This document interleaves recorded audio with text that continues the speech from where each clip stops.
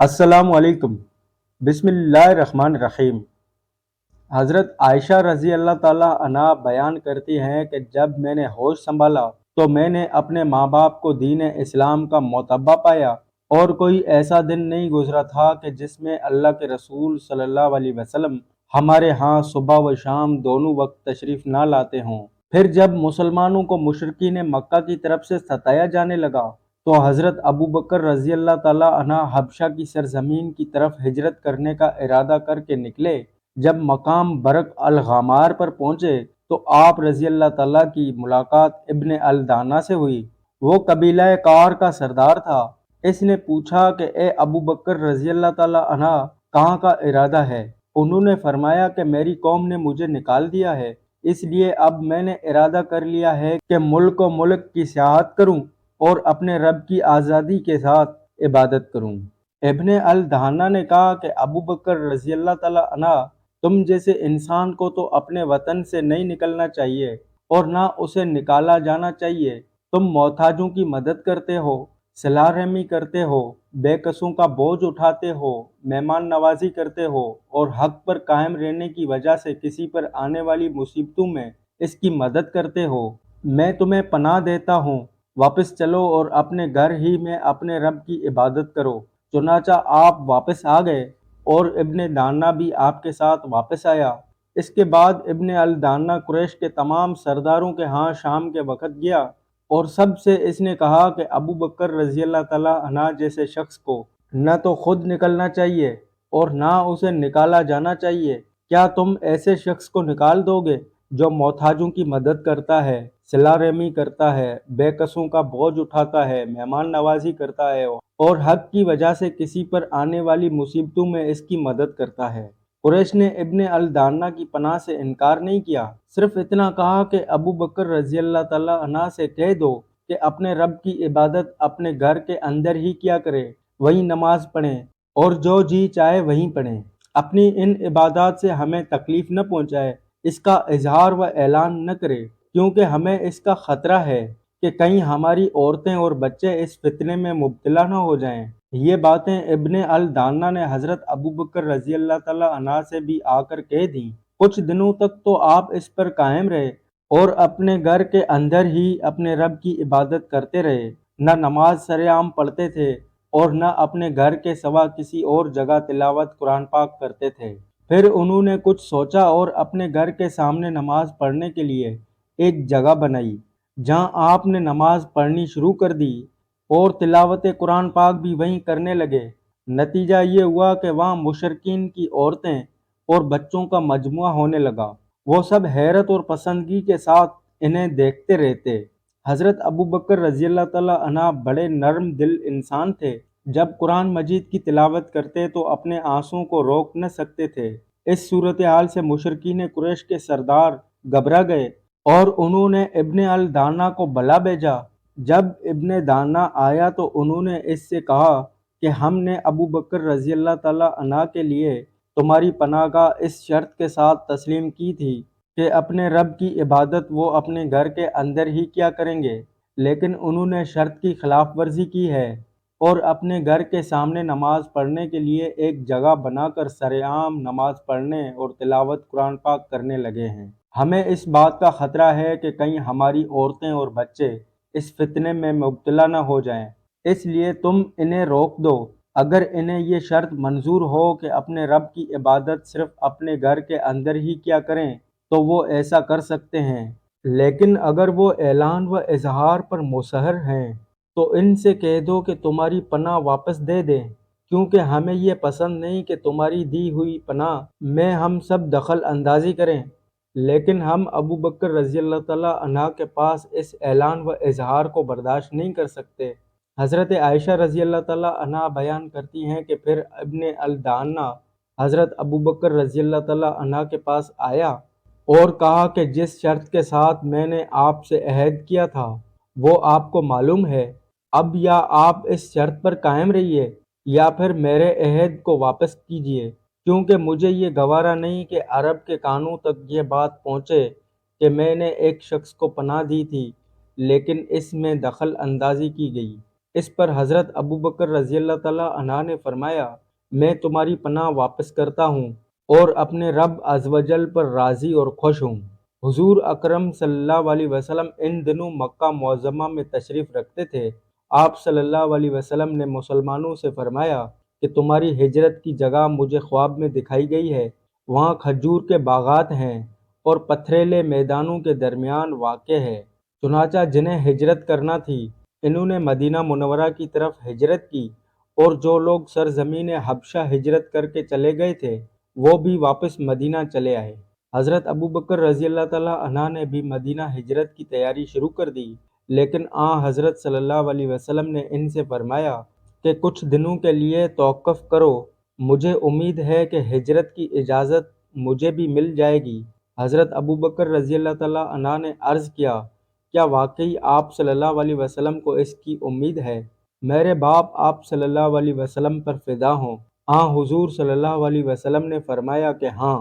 حضرت ابو بکر صدیق رضی اللہ تعالیٰ عنہ نے حضور صلی اللہ علیہ وسلم کی رفاقت سفر کے شرف کے خیال سے اپنا ارادہ ملتوی کر دیا اور 2 اونٹنیوں کو جو ان کے پاس تھیں کیکر کے پتے کھلا کر تیار کرنے لگے 4 مہینے تک۔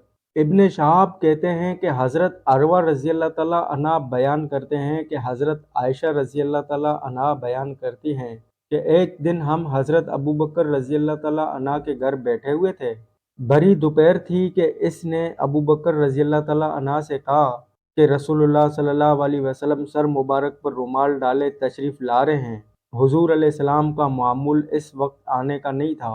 حضرت ابو بکر رضی اللہ تعالیٰ عنہ بولے، میرے ماں باپ حضور صلی اللہ علیہ وسلم پر قربان ہوں، ایسے وقت میں تو آپ صلی اللہ علیہ وسلم کسی خاص وجہ سے ہی تشریف لائے ہوں گے۔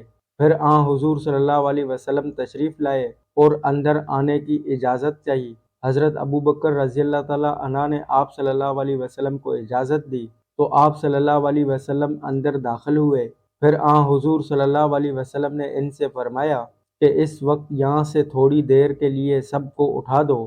حضرت ابو بکر رضی اللہ تعالیٰ عنہ نے عرض کیا، یہاں اس وقت تو سب گھر کے ہی افراد ہیں، میرے ماں باپ آپ صلی اللہ علیہ وسلم پر فدا ہوں یا رسول اللہ صلی اللہ علیہ وسلم۔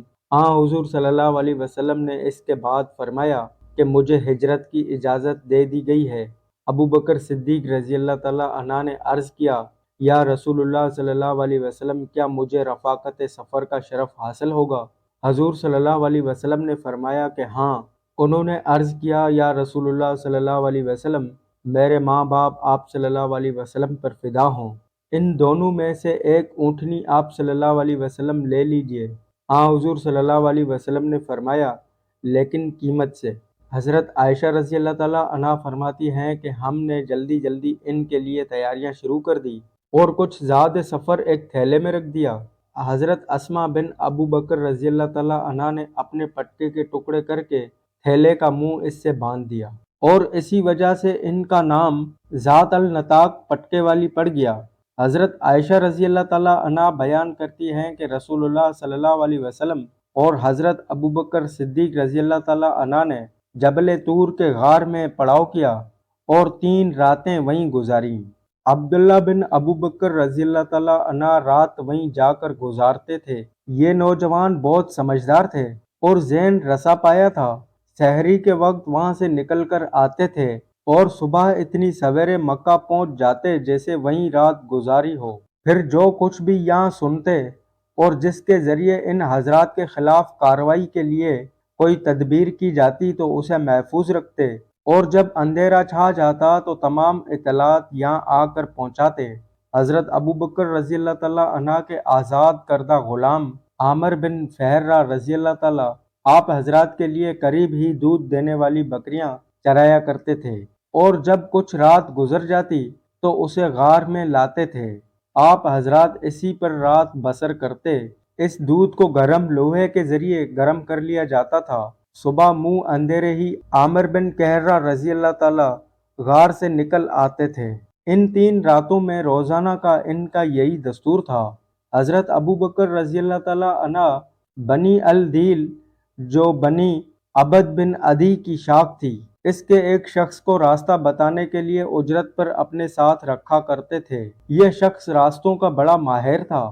اہل عاص بن واہل سیمی کا یہ حلف تھا اور کفار قریش کے مذہب پر قائم تھا۔ ان حضرات نے اس پر اعتماد کیا اور اپنی دونوں اونٹنیاں اس کے حوالے کر دیں۔ قرار یہ پایا تھا کہ 3 راتیں گزار کر یہ شخص غار طور میں ان حضرات سے ملاقات کرے گا۔ چنانچہ تیسری رات کی صبح وہ دونوں اونٹنیاں لے کر آ گیا۔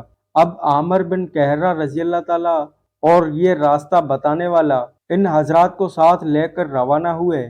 ساحل کے راستے سے ہوتے ہوئے ابن شہاب کہتے ہیں کہ مجھے عبد الرحمن بن مالک مدلجی نے خبر دی، جو سراقہ بن مالک بن جیشم کے بھتیجے ہیں، کہ ان کے والد نے انہیں خبر دی اور انہوں نے سراقہ بن مالک کو یہ کہتے ہوئے سنا کہ ہمارے پاس کفار قریش کے قاصد آئے اور یہ پیشکش کی کہ رسول اللہ صلی اللہ علیہ وسلم اور ابو بکر رضی اللہ تعالیٰ کو اگر کوئی شخص قتل کر دے یا قید کر کے لائے تو ہر ایک کے بدلے میں اسے 100 اونٹ دے دیے جائیں گے۔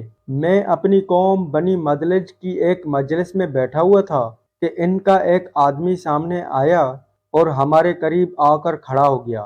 ہم ابھی بیٹھے ہی ہوئے تھے کہ اس نے کہا کہ سراقہ ساحل پر میں ابھی چند سائے دیکھ کر آیا ہوں، میرا خیال کہ وہ محمد صلی اللہ علیہ وسلم اور ان کے ساتھی ہی ہیں۔ سراقہ نے کہا کہ میں سمجھ گیا کہ اس کا خیال صحیح ہے، لیکن میں نے ان سے کہا کہ یہ لوگ وہ نہیں ہیں جو تو نے فلاں فلاں کو دیکھا ہے، ہمارے سامنے سے اسی طرف گئے ہیں۔ اس کے بعد میں مجلس میں تھوڑی دیر اور بیٹھا رہا اور پھر اٹھتے ہی گھر گیا اور اپنی باندی سے کہا کہ میرے گھوڑے کو لے کر ٹیلے کے پیچھے چلی جاؤ اور وہیں میرا انتظار کرو۔ اس کے بعد میں نے اپنا نیزہ اٹھایا اور گھر کی پشت کی طرف سے باہر نکل آیا۔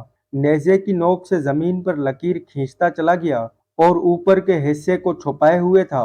میں گھوڑے کے پاس آ کر اس پر سوار ہوا اور تیز رفتاری سے اسے لے چلا، جتنی سرعت کے ساتھ بھی میرے لیے ممکن تھا۔ بالآخر میں نے ان حضرات کو پا ہی لیا۔ اسی وقت گھوڑے نے ٹھوکر کھائی اور میں زمین پر گر گیا، لیکن میں کھڑا ہوا اور اپنا دایاں ہاتھ ترکش کی طرف بڑھایا۔ اس میں سے تیر نکال کر میں نے فال نکالی کہ آیا میں انہیں نقصان پہنچا سکتا ہوں یا نہیں۔ فال وہ نکلی جسے میں پسند نہیں کرتا تھا، یعنی میں انہیں نقصان نہیں پہنچا سکوں گا۔ پھر میں دوبارہ اپنے گھوڑے پر سوار ہو گیا اور تیروں کے فال کی پرواہ نہ کی۔ میرا گھوڑا مجھے انتہائی تیزی کے ساتھ دوڑائے لے جا رہا تھا۔ آخر جب میں نے رسول اللہ صلی اللہ علیہ وسلم کی قرات سنی، حضور صلی اللہ علیہ وسلم میری طرف کوئی توجہ نہیں کر رہے تھے، لیکن حضرت ابو بکر رضی اللہ تعالیٰ عنہ بار بار موڑ کر دیکھتے تھے تو میرے گھوڑے کے آگے کے دونوں پاؤں زمین میں دھس گئے۔ جب وہ ٹخنوں تک دھس گیا تو میں اس کے اوپر گر پڑا اور اسے اٹھنے کے لیے ڈانٹا۔ میں نے اسے اٹھانے کی کوشش کی، لیکن وہ اپنے پاؤں زمین سے ہی نہیں نکال سکا۔ بڑی مشکل سے جب اس نے پوری طرح کھڑے ہونے کی کوشش کی تو اس کے آگے کے پاؤں سے منتشر سا غبار اٹھ کر دھوئیں کی طرح آسمان کی طرف چڑھنے لگا۔ پھر میں نے تیروں سے فال نکالی، لیکن اس مرتبہ بھی وہی فال آئی جسے میں پسند نہیں کرتا تھا۔ اس وقت میں نے ان حضرات کو امان دینے کے لیے پکارا۔